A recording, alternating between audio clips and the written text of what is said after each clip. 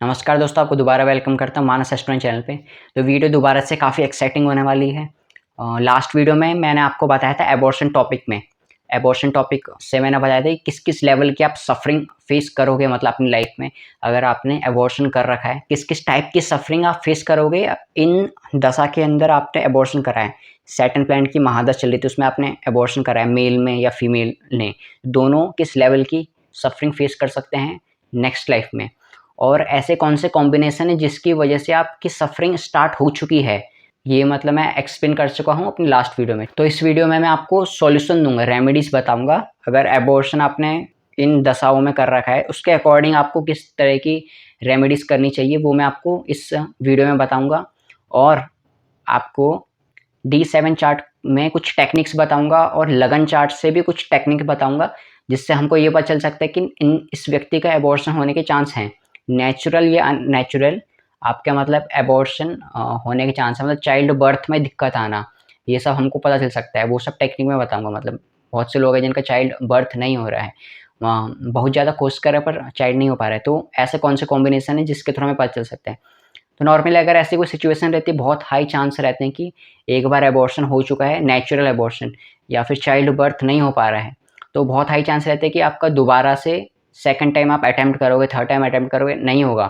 बहुत high chance है क्योंकि आपके चार्ट में वो सफरिंग है। तो वो हमको किस तरीके से रीड करना है वही मैं बताता हूँ, ठीक है। D7 चार्ट को हम रीड करेंगे, उससे पहले D1 चार्ट थोड़ा क्लियर कर लेते हैं, उसके बाद हम D7 में जाएंगे। तो बेसिक में आते हैं। तो लगन में जो 5th हाउस होता है, मेल का और फीमेल का दोनों का देखना है हमको। 5th हाउस देखना है। 5th हाउस में अगर मेलेफिक प्लैनेट्स बैठे हैं, स्पेशली राहु 5th हाउस में है, तो बहुत हाई चांस रहता है एबॉर्शन होने का। और राहु प्लैनेट डिबिलिटेटेड है और उसमें मेलेफिक प्लैनेट की दृष्टियां हैं, तो 100% एबॉर्शन के चांस होते हैं। मतलब और चाइल्ड बर्थ नहीं हो पा रहा है, आप प्रेगनेंसी का ट्राई कर रहे हो पर हो ही नहीं पा रहा है, बार बार एबॉर्शन हो रहा है, तो इस कॉम्बिनेशन से काफ़ी चांस रहते हैं एबॉर्शन के, ठीक है, मेल और फीमेल दोनों चार्ट में। तो D7 जो चार्ट होता है, उस चार्ट में प्रोजनी कंसीविंग जो चाइल्ड होता है, प्रेगनेंसी देखने के लिए उस चार्ट का 5th हाउस हम देखते हैं मेल के लिए। मेल के लिए 5th हाउस देखते हैं, 9th हाउस देखते हैं फीमेल के लिए। 9th हाउस, 5th हाउस और 9th हाउस की कंडीशन देखनी जरूरी है इसमें। अगर उसके प्लैनेट का भी देखना है, किस तरह देखते हैं वो बताता हूँ, पर आपको ये बता रहा था कि 5th हाउस मेल के लिए, 9th हाउस फीमेल के लिए। 5th हाउस से सेकंड हाउस कौन सा? 6th house.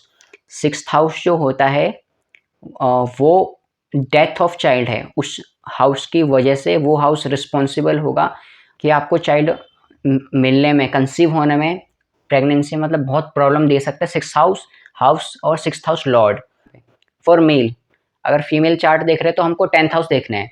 9th हाउस से second house is 10th house. 10th house obstacle लाएगा आपके चाइल्ड बर्थ होने में, प्रेगनेंसी के टाइम, कंसीविंग के टाइम, ये सफरिंग दे सकता है 10th हाउस का लॉर्ड फॉर फीमेल चार्ट। अगर आपने प्रेगनेंसी के टाइम मेल ने 6th हाउस लॉर्ड का जेमस्टोन पहना है तो उसको तुरंत उतार दो, वरना क्योंकि आपने 6th हाउस लॉर्ड को स्ट्रॉन्ग कर रखा है। अगर वो D1 चार्ट में कितना भी अच्छा हो, कोई मतलब नहीं, उससे कोई फर्क नहीं पड़ता, भले ही 5th हाउस लॉर्ड हो D1 चार्ट में और 6th हाउस लॉर्ड है D7 चार्ट में, तो प्रेगनेंसी वगैरह में बहुत प्रॉब्लम आता है उस इंसान को, ठीक है।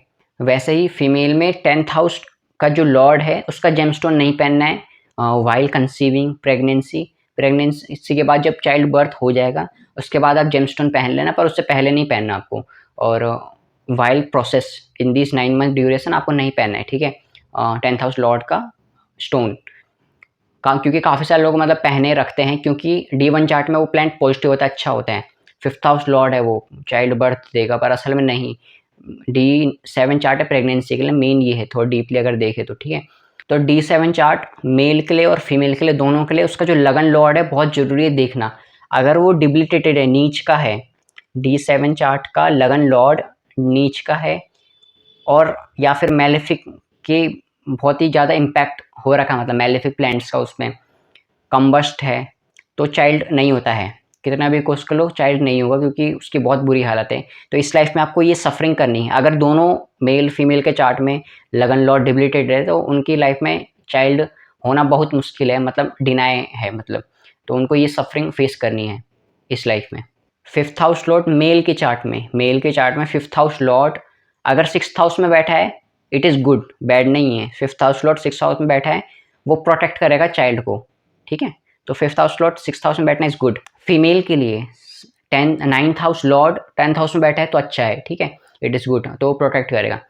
अगर मान लो 5th हाउस लॉर्ड मेल का और 6th हाउस लॉर्ड दोनों साथ में बैठे हुए हैं इन 8th हाउस, 12th हाउस और मेलेफिक की भी दृष्टि है, तो चाइल्ड होने में बहुत प्रॉब्लम आता है, मतलब एबॉर्शन के काफ़ी हाई स्ट्रॉन्ग चांस रहते हैं, 100%, ठीक है।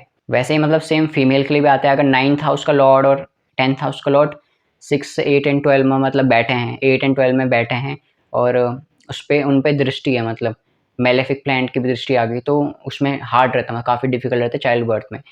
तो D7 चार्ट में जुपिटर प्लैनेट, वीनस प्लैनेट और सन प्लैनेट का मेलेफिक प्लैनेट के कंट्रोल में आना ज़्यादा सही नहीं है, जितना वो सेफ है उतना अच्छा है, ठीक है। और एक और टेक्निक आपको बताता हूँ। अगर 7th house Lord of D7 and 8th house Lord of D7 दोनों अगर साथ में बैठे हैं, 8th हाउस में बैठे हैं दोनों साथ में, तो काफ़ी हाई चांस है कि वो बच्चे अडॉप्ट करें, एडॉप्शन के भी काफ़ी हाई चांस है।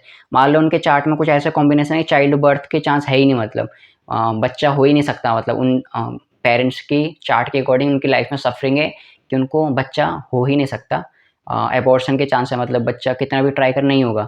अगर ऐसा केस है और आपको दिखता है कि 7th house Lord and 8th house Lord मतलब दोनों साथ में बैठे हैं, 8th हाउस में बैठे हैं, तो बहुत हाई चांस होता है कि वो बच्चे अडॉप्ट करें। अडॉप्टेड चाइल्ड जो होते हैं वो ऐसे पता चलते हैं, ठीक है। तो ये वीडियो में मैंने आपको कुछ कॉम्बिनेशन बताएं D7 चार्ट और लगन के थ्रू हमको किस तरह पता चल सकता है कि एबॉर्शन के बहुत हाई चांस रहते हैं, नेचुरल और अननेचुरल। अननेचुरल जो होते हैं वो भी मतलब हमारा माइंड सेट पता चलता है, मतलब कि आपके चार्ट में अगर कॉम्बिनेशन है एबॉर्शन के, तो एक होता है नेचुरल एबॉर्शन, एक होता है अननेचुरल एबॉर्शन। भी तब होता है अगर आपका नेचर ऐसा है, आपको सिचुएशन ऐसी मिल रही है लाइफ में कि आपको एबॉर्शन करना हो, वो भी मतलब इसके थ्रू मतलब पता चलता है, ठीक है। एबॉर्शन जो है वो बिल्कुल नहीं करना चाहिए, अवॉइड करना है, ऐसी सिचुएशन आए कभी भी एबॉर्शन नहीं करना चाहिए बिल्कुल भी। तो इस चीज़ का आपको काफ़ी ध्यान देना है, ठीक है।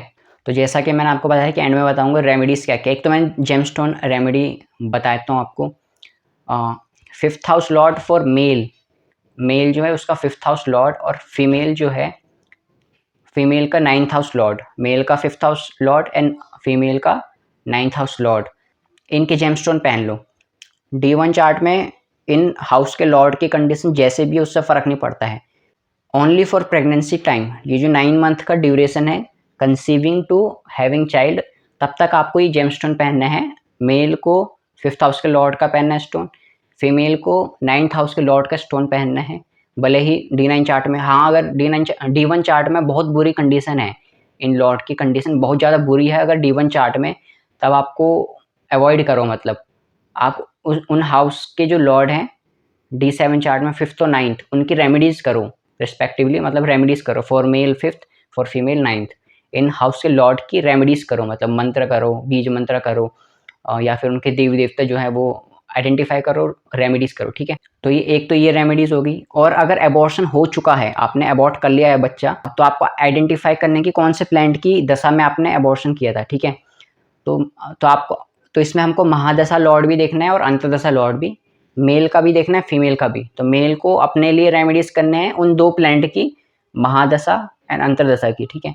और फीमेल को भी मतलब अपनी महादशा और अंतर्दशा लॉर्ड को आइडेंटिफाई करना है जब एबॉर्शन हुआ था, ठीक है। तो उनकी जो दशा है, उनके प्लैनेट आपने आइडेंटिफाई कर लिए, 2 प्लैनेट निकल के आए। तो वो जो प्लैनेट्स हैं आपको उन प्लैनेट के बीज मंत्र करने हैं 6 लाख टाइम, 6 लाख बीज मंत्र आपको करना है हर प्लैनेट के। तो 6 + 6 12 हो गए। मेल को 12 लाख मंत्र चैंट करने हैं, 1 साल में हो जाएंगे। 16 माला अगर आप रोज करोगे तो 1 साल में आपके 6 लाख मंत्रास चैंटिंग खत्म हो जाएंगी। मेल का, फीमेल को भी सेम करना है, 6 लाख 12 लाख करना है। तो यही इसकी रेमेडीज है।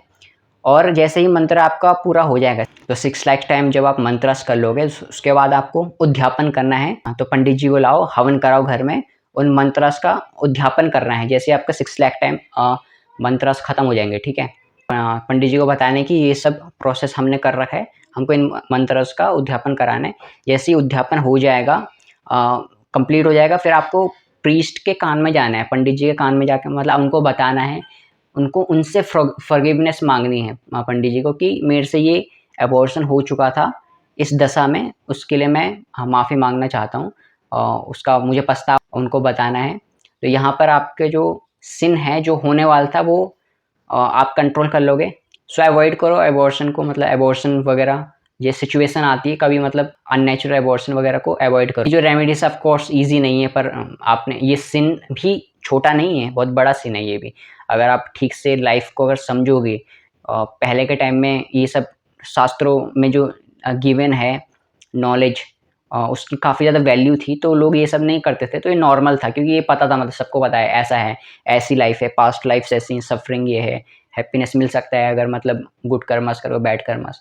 तो मतलब एस्ट्रोलॉजी के तो हमको पता चलता है कि क्या कर्मा करने से क्या रिजल्ट मिलेगा। तो ये one of the biggest suffering आपको मिल सकते हैं ड्यू टू एबॉर्शन। वही टॉपिक मुझे क्लियर करना था, उसकी मैंने रेमेडीज भी बता दी। और तो D7 चार्ट और D1 चार्ट के थ्रू हमको पता चल सकता है कि एबॉर्शन के चांसेस हैं, बच्चा नहीं होगा या कंसीविंग प्रॉब्लम आएगी। वो सब टॉपिक हमने डिस्कस किए, रेमेडीज से जो है डिस्कस की, जेमस्टोन्स रेमेडीज बताई। ऑफ कोर्स ये जो रीडिंग है वो यहाँ पर ख़त्म नहीं होती है, हम और डीपली और काफ़ी सारी चीज़ें हम और जान सकते हैं। और भी रेमेडीज़ होती हैं अलग अलग सिचुएशन में, वो सिचुएशन समझनी, उसके अकॉर्डिंग काफ़ी कुछ है। कॉमन रेमेडीज़ हैं, 100% एक्यूरेट है। तो आज वीडियो में सिर्फ इतना ही। अब नेक्स्ट वीडियो में हम मिलते हैं, कोई और टॉपिक डिस्कस करेंगे, फिर नेक्स्ट वीडियो मिलते हैं। हरे कृष्ण।